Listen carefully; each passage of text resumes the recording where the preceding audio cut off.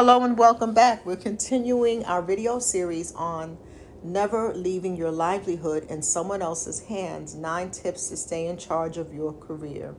In the first video, we tackled tips 1, 2, and 3. So if you missed them, that video was linked to this one so that you can go back and get those first 3 tips. So let's dive right into number 4. You want to assess your skills and upgrade them regularly. This is a very big aspect of staying in charge of your career because far too many people get comfortable at a job, become laxed, and they don't update their skills and they don't assess how they're doing in relation to their coworkers. And the thing is, whenever you are underperforming, even if you don't realize you are, right? But management thinks you're underperforming as it relates to your coworkers, meaning when compared with your coworkers, that they are getting their reports in faster, that they are driving more sales, whatever the thing is relative to your specific job function. The first person to go are those who are underperforming. When they look at your performance appraisal, if you don't get good performance appraisals, now we know there are other factors, there's favoritism and other things, but for the purposes of this video, we're going to hone in on what you can control. So you want to assess your skills and you want to upgrade them regularly. So what do you need to do to upgrade your skills? Do you need to take a professional development class? Do you need to read articles or read books that will help you update your skills? Do you need to watch videos? So what can you do so that you can regularly upgrade your skills to do what you do better, more efficiently, more effectively? So you want to be assessing your skills. Here's the thing about assessing your skills. It gives you options. It gives you options outside of the job you hold. And so sometimes when we are comfortable at a job and the job is going in the company is going in a different direction and they're going to be massive layoffs, we don't have any type of cushion because we haven't upgraded our skills to be able to do something else and have a plan B. That's essentially what I'm saying. In the event plan A doesn't work out. And so I'll give you an example from my own career. So I worked in social services for many years. And in my role, one of my roles when I was overseeing youth programming, one of my job responsibilities was to develop and design programs for teens. And so I began to take an interest in grant writing. Now, that wasn't part of my job. That wasn't part of my job requirements. But I realized that if you know how to write grants in social services and you know how to respond to what they call RFPs, requests for proposals, that you can always make money on the side because a lot of organizations will hire people, hire consultants to write grants for them, to respond to RFPs for them. And so I started taking grant writing classes so that I could learn the skill of grant writing and upgrade that skill. And it served me well, even though I wasn't paid to use that skill in my job. But I upgraded my skills. So I assessed my skills and I was like, okay, where I'm at now is going to keep me at this salary. And perhaps I will make $5,000, $10,000 a year more max. But I'm going to cap out at that. So as I began to look at grant writing, particularly in social services, because that's the industry I was in, I was like, this is a skill where you can do good, but you can also, earn a decent amount of money. I said, so let me hone in on this. And when I started my company, before I formally started my company, I was doing grant writing for other organizations. I was consulting for other organizations. So I had my full-time job, but I also had this cushion of being able to consult for other organizations. So I had other income coming in case I had to exercise other options. I gave myself a cushion by giving myself some options. And so assess your skills, upgrade them regularly. Every 6 months, you want to be looking at what you can do differently, what you can do better, how you can do your job more efficiently, more effectively, even if you're good at what you do, right? I was good at what I did, but I didn't know the ins and outs of grant writing, and I assessed that that was a skill that would give me more options and create more opportunities for me within the field of social services, because particular no matter what particular demographic you're serving within social services, all nonprofit agencies rely on grants. So at some point, grant writing is going to be a part of what you need to do to be able to move forward. And so you want to begin to kind of look at that. Number 5, build networking relationships. This is important. And so one thing kind of builds on the other. So as I began to upgrade my skills, and that's just one of the skills, I upgraded other skills. As I began to upgrade my skill level, right? And I began to put those skills to use because I was consulting, as I said. I'm building networking relationships with people in other social service organizations. Now, what does that do? That is allowing me to know what jobs are available. It's allowing me to get a feel for the culture of the organization. I'm building relationships with different people in the organization. So in the event that I needed to exercise my option to leave my current job and work someplace else, I already had organizations where they knew my work ethic. They had a sense of my character, and that would open the door for me, right? And I'm using myself as an example, but the same thing applies, right? So you might not be writing grants for other organizations, but you can join a professional association. Every industry has a professional association where people gather once a month, where they have annual conferences. They usually have monthly meetings, and you are meeting other people in your industry who you can build networking relationships with, because no man is an island.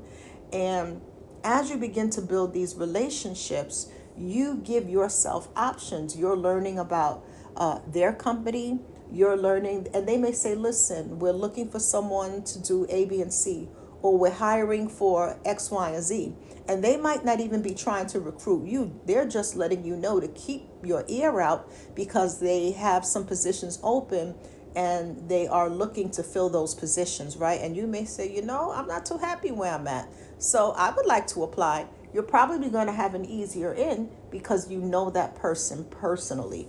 And so by joining professional associations, right, it's an opportunity to showcase your skills. Oftentimes they will at the industry meetings, you'll have an opportunity to speak up, to introduce yourself, to talk a little bit about what you do, depending on the association. So you have an opportunity to introduce your public speaking skills, to showcase, I should say, your public speaking skills.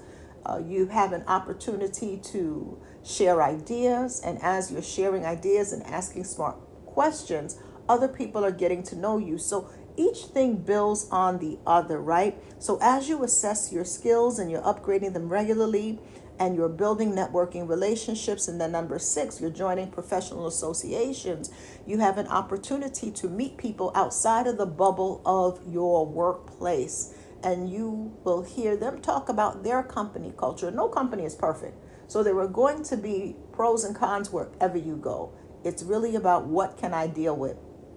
And so as you begin to join these professional associations, you are creating options for yourself. You're giving yourself opportunities. Now, this isn't going to happen overnight, but you're laying a foundation to take charge of your career.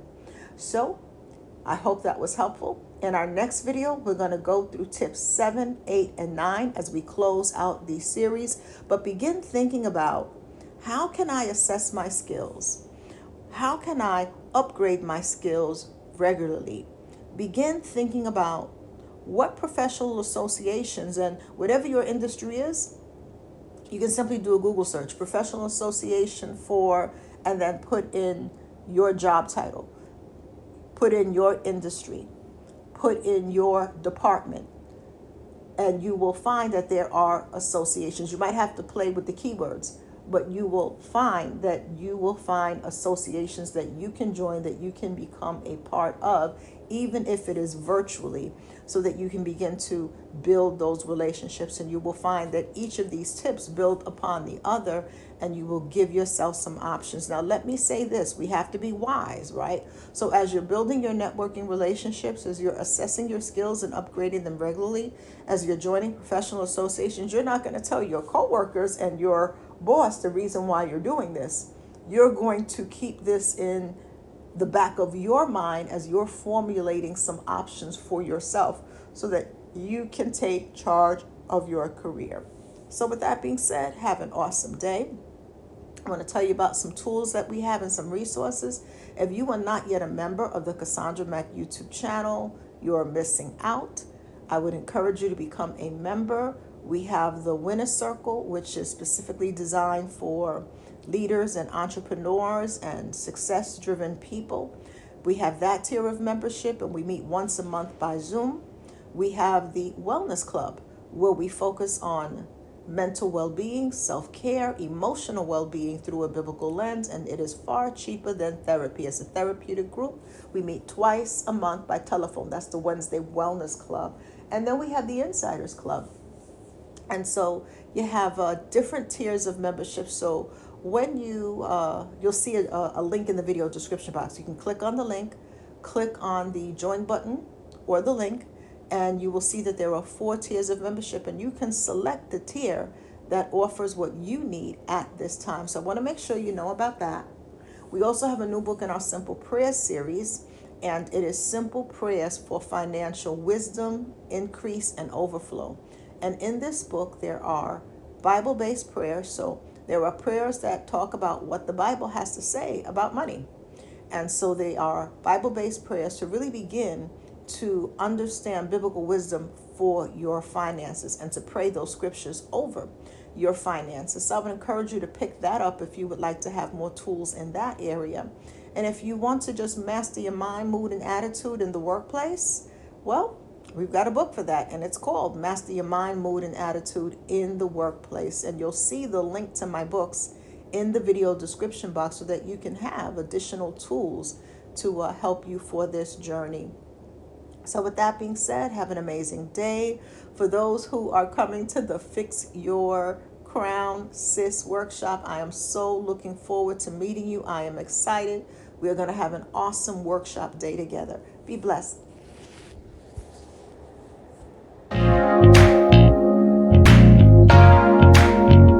No matter who you are, you will have haters. John 15 verse 18 says, if the world hates you, know that it hated Jesus first. So if you have haters, know that God is greater than your haters. Lately you've been feeling the weight of your haters coming at you with their envy and their hate, scheming against you, throwing mud on your name.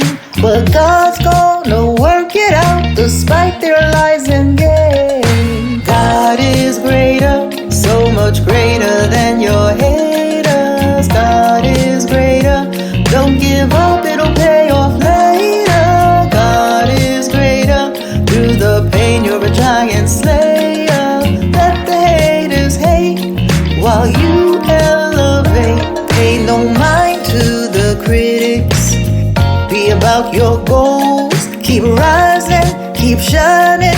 Your haters can't stop no show. They can hate all they want to. Remember you are blessed. Never let a hater see you sweat, cause this is just a test. God is greater, so much greater than your haters. God is greater, don't give up, it'll pay off later. God is greater, through the pain you're a giant slayer. Let the haters hate while you elevate. Don't let the negativity poison your mind. Run your race with grace, one day at a time. They can laugh and they can mock you, but you won't miss a beat. When people don't receive you, shake the dust off your feet. God is greater, so much greater than your hate.